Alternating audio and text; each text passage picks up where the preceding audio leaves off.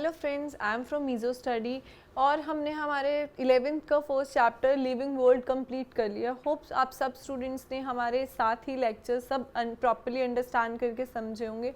आज हम लेने जा रहे हैं कुछ डाउट्स उसी चैप्टर्स में जो जनरली प्रॉब्लम्स को स्टूडेंट्स को जिसमें प्रॉब्लम रहता है वो पार्ट आज हम करने जा रहे हैं। लिविंग वर्ल्ड में हमने करा था कि हमारे चारों तरफ कुछ ऐसे ऑर्गेनिजम्स ऐसी कुछ प्रॉपर्टी शो करते हैं जिससे वो खुद को नॉन लिविंग से अलग करते हैं। That is growth, reproduction, metabolism, consciousness and sensitivity. इसके अलावा हमने लिविंग थिंग्स और लिविंग ऑर्गेनिजम्स में भी डिफरेंशिएट करा था। फॉर एग्जांपल प्लांट्स और एनिमल्स। ये डिफरेंशिएशन हमने करी थी ऑन द बेसिस और presence of cell wall, cell type और उनके अंदर किस टाइप का process. For example special process that is the process of photosynthesis. Photosynthesis is a process by which कोई भी प्लांट के पास पावर होती है ताकि वो अपना खाना खुद से बना सके, इसीलिए हम उसको ऑटोट्रॉफ्स भी कहते हैं। लेकिन कुछ ऐसे एनिमल्स भी होते हैं जिनके पास हमारी फोटोसिंथेसिस की पावर होती है।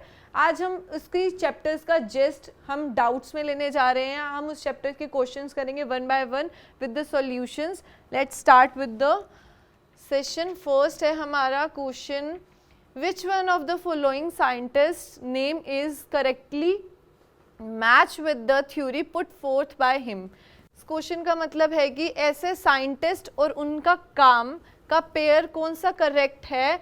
जिन साइंटिस्ट ने काम किया था कुछ सिर्फ एक ही पेयर ऐसा है जो ठीक है, बाकी rest is the pair is false.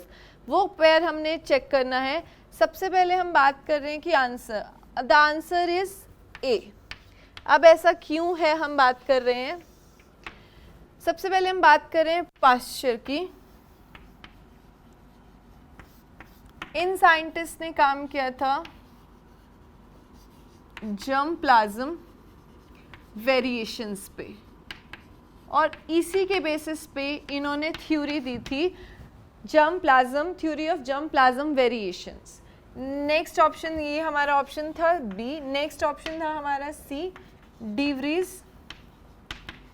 इसने हमारे थ्योरी दी थी म्यूटेशन के बारे में। म्यूटेशन क्या होता है?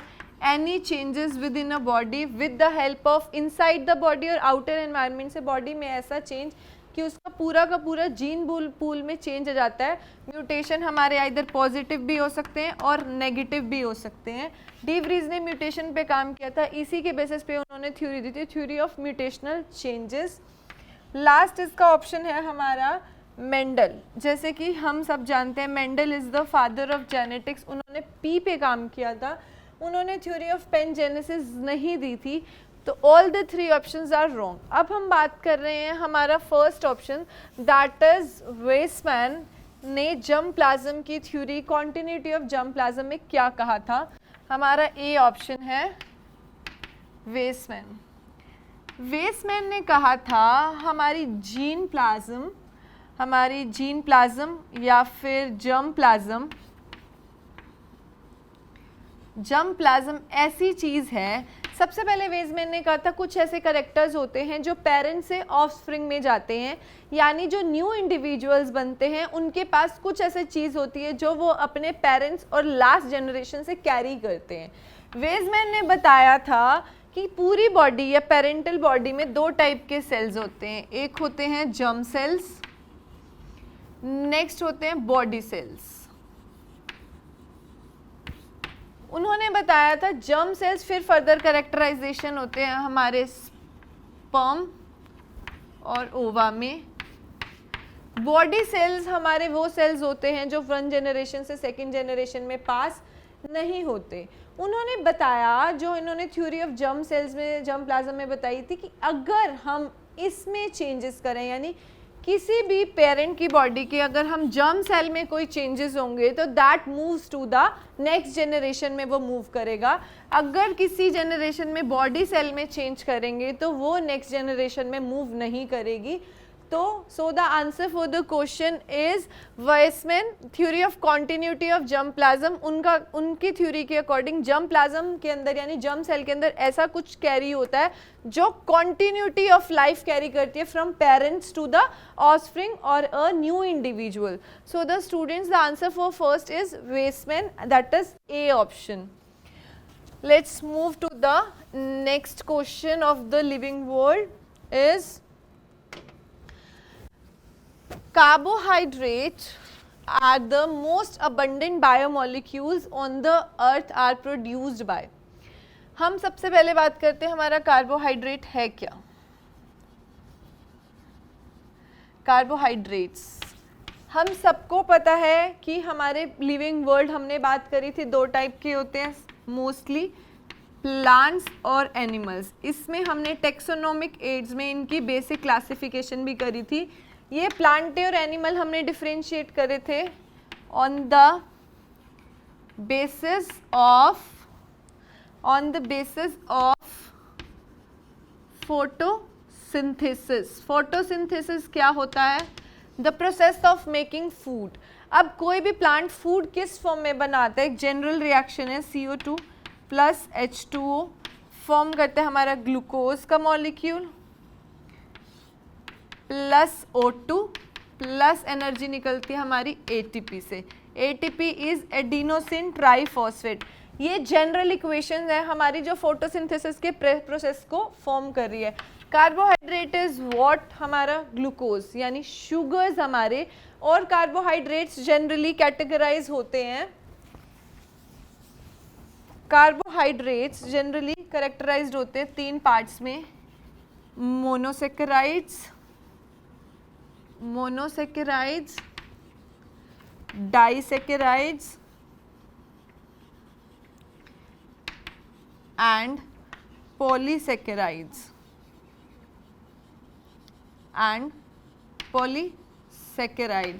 ये 3 पार्ट में हमारा कार्बोहाइड्रेट डिवाइड होता है. इसके बेसिस पे हमें पता चल रहा है carbohydrate is what? Sugar present in the body जो हमारे फोटोसिंथेसिस यानी ऑटोट्रॉफिक एनिमल्स या ऑटोट्रॉफिक प्लांट से प्रोड्यूस हो रही है फॉर द फूड पर्पस. ये प्राइमरी सोर्स है फॉर द फॉर्मेशन ऑफ ये सारी फोटोसिंथेसिस की प्रोसेस के लिए बेसिक क्या चाहिए होता है?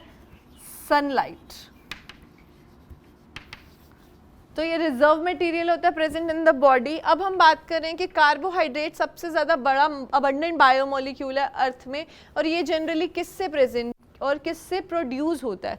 हम बात करें फोटोसिंथेसिस किस में होती है? ग्रीन प्लांट्स में. ग्रीन प्लांट्स के अब 2 ऑप्शंस है यानी rest first A and D options are wrong. तो अब हम B और C में कंपैरिजन करेंगे क्योंकि इन दोनों में ग्रीन प्लांट प्रेजेंट है. लेकिन हम बात करते हैं फंजाई की. फंजाई वो चीज़ होती हैं जिनके अंदर फोटोसिंथेसिस का प्रोसेस नहीं होता. ये यूकैरियोटिक एनिमल्स होते हैं. Other than that green colour नहीं होता उनमें और उनके पास सनलाइट ट्रैप करने की पावर भी नहीं होती. तो इसमें फंजाई नहीं है. So the B option is also wrong. The right answer for this is C. Some bacteria. Bacteria कौन कौन से होते हैं? ऐसे बैक्टीरिया जो हमारे कार्बोहाइड्रेट्स प्रोडक्शन में हेल्प करते हैं इज साइनोबैक्टीरिया जो खुद को इतना प्रॉपर्ली मॉडिफाई करते हैं, ग्रीन कलर का कन्वर्ट करते हैं ताकि उनमें प्रोसेस ऑफ फोटोसिंथेसिस हो सके.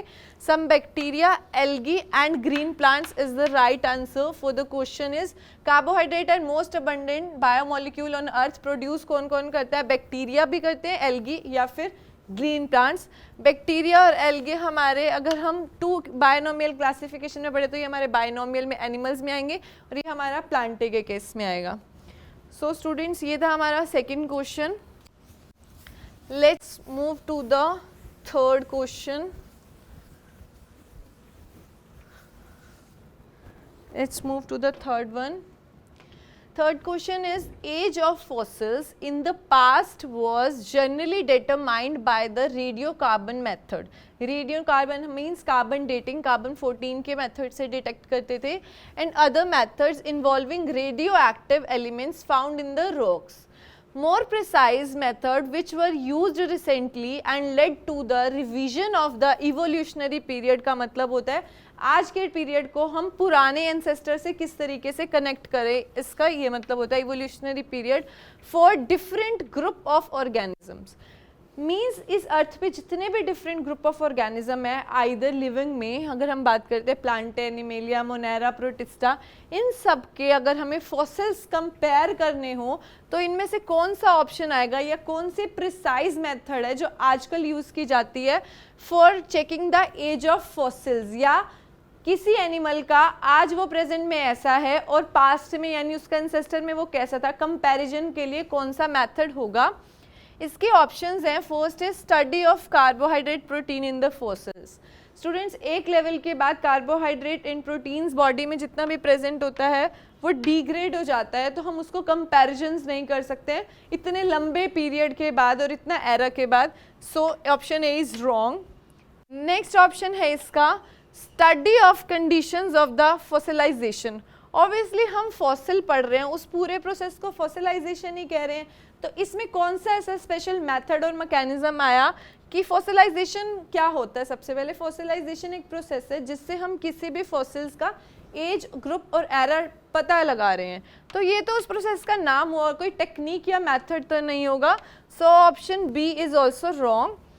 थर्ड ऑप्शन है हमारा electron spin resonance and fossil DNA. इसको अभी हम डिस्कस कर रहे हैं क्योंकि यही हमारा आंसर है। लास्ट ऑप्शन पहले हम देख रहे हैं कि study of carbohydrate and proteins in rock.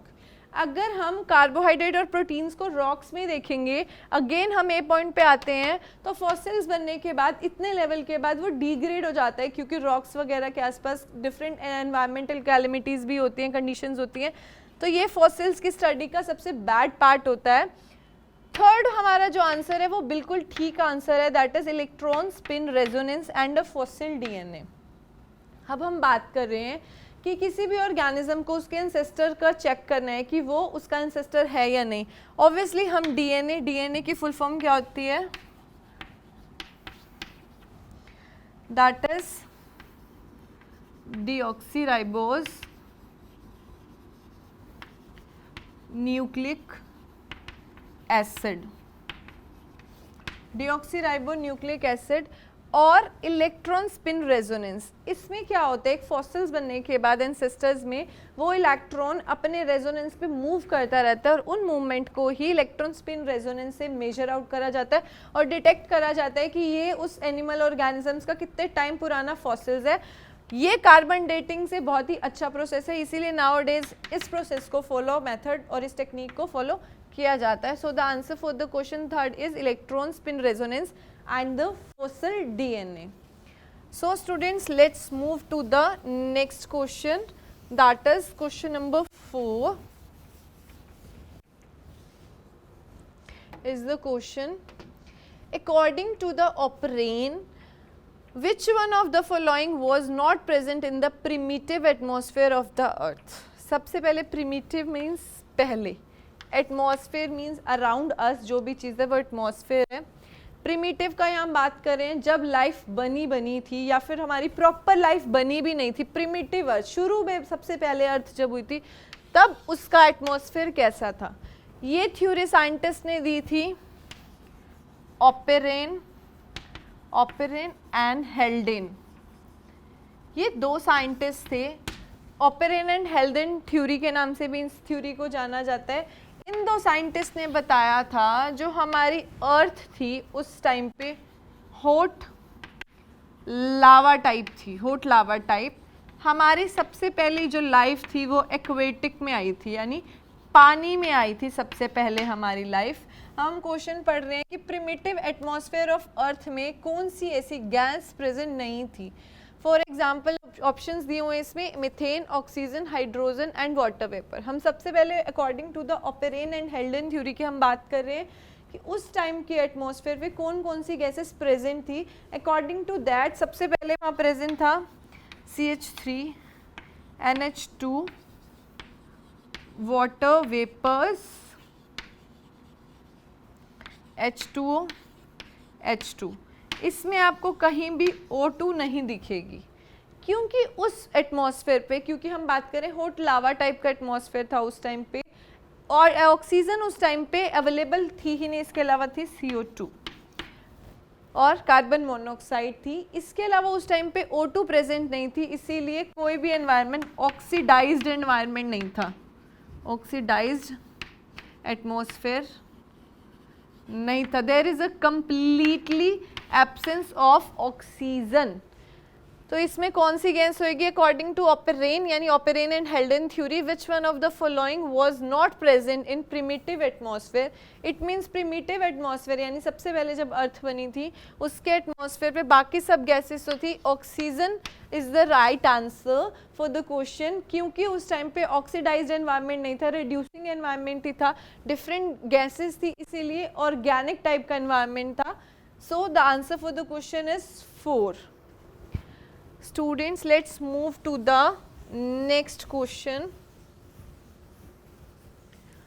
and the next question is, there is no life on the moon due to the absence of. Moon पे हम बात करें लाइफ प्रेजेंट नहीं है, क्यों?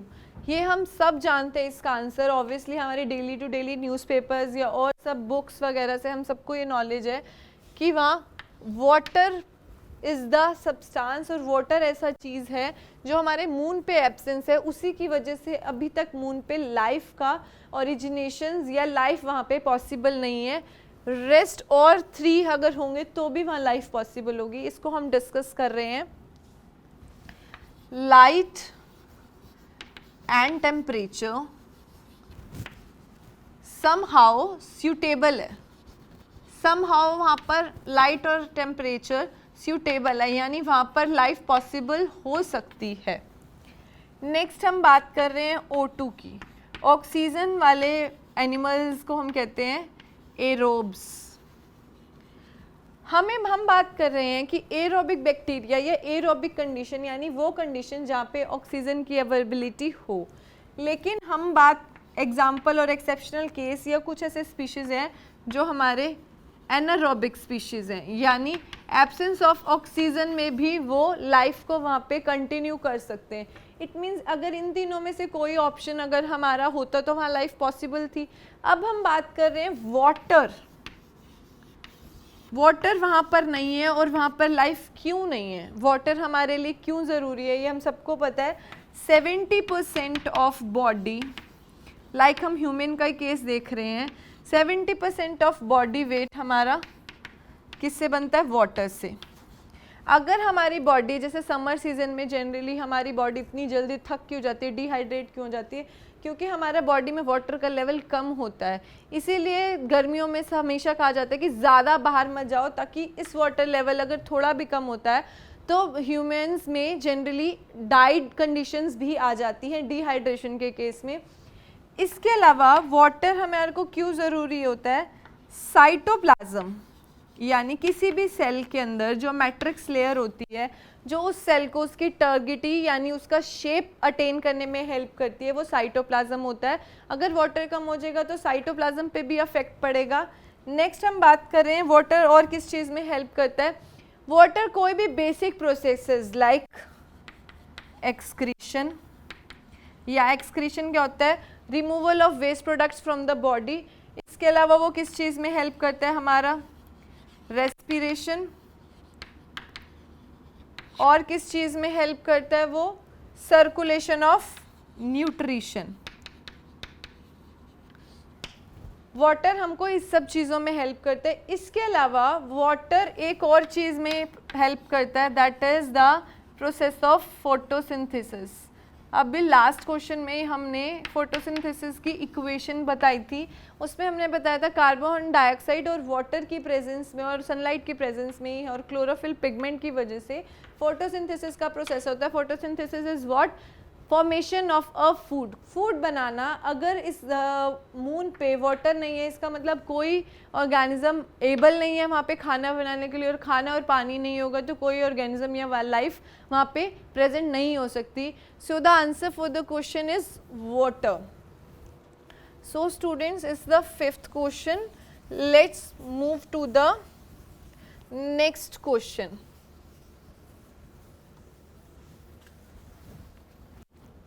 Here is the next question.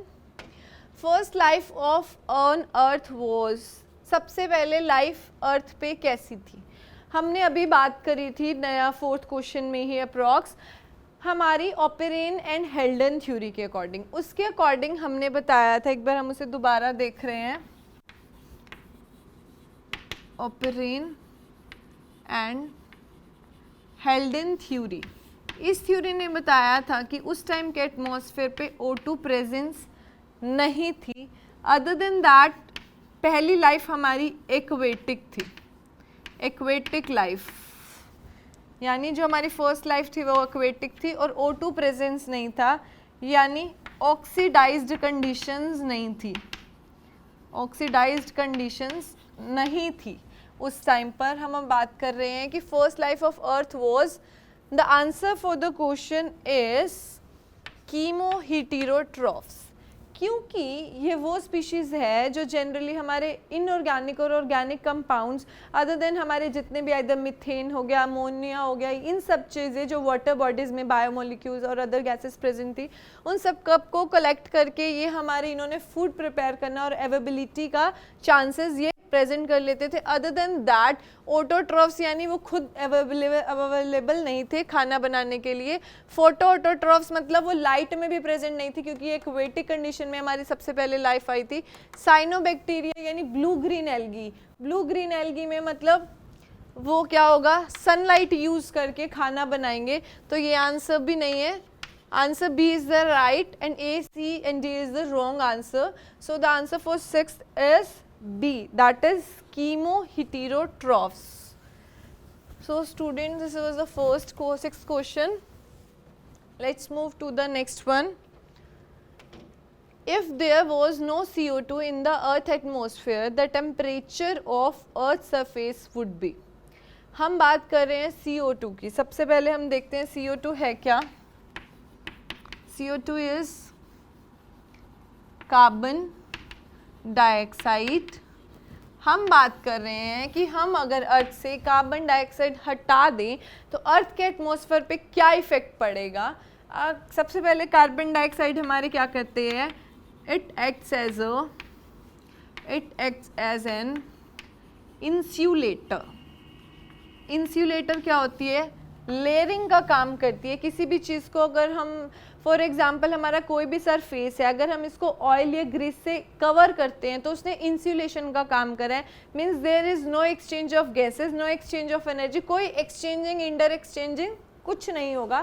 तो हमारी CO2 हमारी अर्थ के लिए इंसुलेटर का काम करती है। अगर इंसुलेटर का काम कर रही है, हमने अभी बताया कि उसमें कोई एक्सचेंजिंग नहीं होगी, इसकी वजह से क्या हो जाएगा, there is no escaping of heat, heat का सर्कुलेशन इन एटमॉस्फेयर नहीं हो पाएगा। हीट का सर्कुलेशन नहीं हो पाएगा। तो हम क्वेश्चन दोबारा पढ़ते हैं इस चीज़ को माइंड में रखते हुए कि अगर CO2 अर्थ के एटमॉस्फेयर से हटा दी जाए तो अर्थ सरफेस के टेम्परेचर का क्या होगा। There are 4 option. सबसे पहला ऑप्शन है हायर देन प्रेजेंट। नहीं, ऐसा नहीं होगा। क्यों? क्योंकि हमारी CO2 इंसुलेटर का काम कर रही थी। अगर वो नहीं होगी, हम कह रहे हैं कि हीट होएगी ही नहीं, मूव ही नहीं कर सकेगी, तो this option is wrong. Next option है लेस देन प्रेजेंट। ये options he, this option is the right one, क्योंकि हमारी CO2 अर्थ में इंसुलेटर का काम कर रही है। अगर उसने कवरिंग लेयर हटा दी यानी CO2 हट ही गई, जो चीज़ जहाँ थी वहीं रहेगी, मूव नहीं करेगी, तो इस टाइम जो अर्थ का एटमॉस्फेयर है उससे बहुत कम हो जाएगा। नेक्स्ट सेम, ये भी गलत ऑप्शन है क्योंकि इंसुलेशन हट गया है। Next is depend on the amount of oxygen. CO2 की वजह से अर्थ का एटमॉस्फेयर जो और हीट जो चेंज हो रही है उससे ऑक्सीजन का कोई कनेक्शन नहीं है। So fourth option is also wrong. The right answer is option B. This was the 7th question. Students, let's discuss the next one.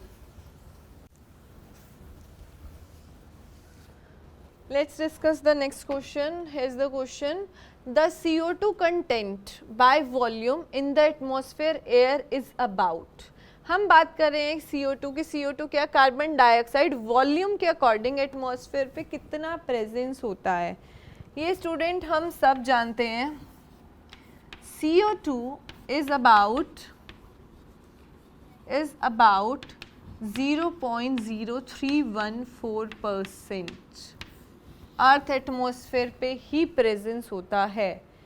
ये क्यों प्रेजेंस होता है? ये इतना ही रेशो में प्रेजेंस होता है। अब सबसे पहले हम बात कर रहे हैं ये इसको इंक्रीज कौन कर रहा है, यानी इस रेशो को अगर बढ़ जाएगी, कार्बन डाइऑक्साइड बहुत ज़्यादा हो जाएगी तो इंसुलेशन और स्ट्रॉन्ग हो जाएगा तो भी प्रॉब्लम हो जाएगी।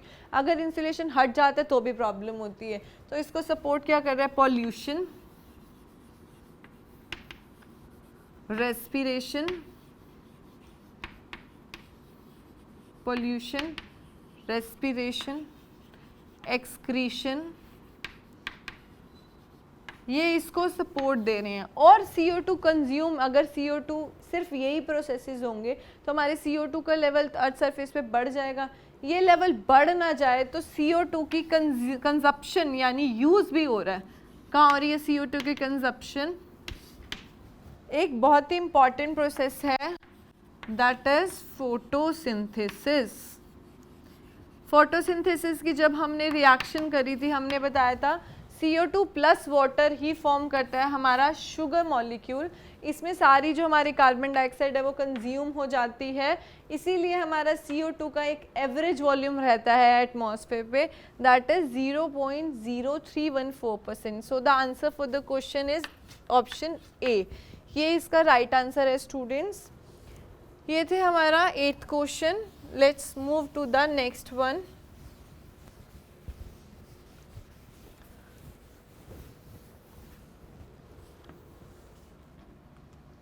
नेक्स्ट क्वेश्चन है हमारा glycogen is a polymer of. हम बात कर रहे हैं ग्लाइकोजन किसका पॉलीमर है। सबसे पहले हम बात करें ऑप्शंस की। There are 4 options. पहला ऑप्शन है गैलेक्टोज, सेकंड है glucose, third is fructose, fourth is sucrose. Fructose को हम फ्रूट शुगर भी कहते हैं और ग्लूकोज को बेसिक शुगर कहते हैं। ये वो है जो फोटोसिंथेसिस के टाइम पे ही हमारा जो डायरेक्ट कार्बन डाइऑक्साइड और वाटर की प्रेजेंस में हमारा जो फूड बनता है, सबसे basic form of food is glucose, जो हमारी मोनोसेकेराइड्स के अंदर आती है। और ओलिगोसेकेराइड्स और पॉलीसेकेराइड्स इस चीज़ पे डिपेंड करता है कि ग्लूकोज का कितना नंबर हम उसमें जोड़ते जा रहे हैं। अब हम बात करें ग्लाइकोजन किसका पॉलीमर है।